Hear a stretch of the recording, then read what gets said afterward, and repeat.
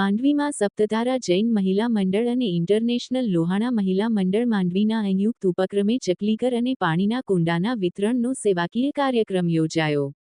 ઉનાળાની કાળઝાળ ગરમી પડી રહી છે ત્યારે માનવ તો પાણી મેળવી લેશે પણ નિર્વચન પક્ષીઓ પાણી વિના મુશ્કેલીઓ અનુભવે છે ત્યારે દાતાઓના સહયોગથી સેવાકીય સુંદર કાર્ય હાથ ધરાયું. ઇન્ટરનેશનલ લોહાણા મહિલા મંડળના પ્રમુખ કાશ્મીરાબેન રૂપારેલે સૌનું સ્વાગત કરી દાતાની દિલેરીને વધાવી હતી.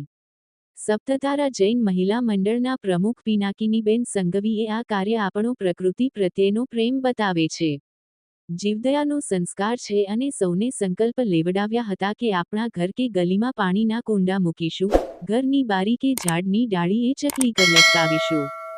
જૈન સમાજ રત્ન શ્રી દિનેશભાઈ શાહે આવી સેવાકીય પ્રવૃત્તિઓ કરતા રહો એવી શુભેચ્છાઓ પાઠવી હતી.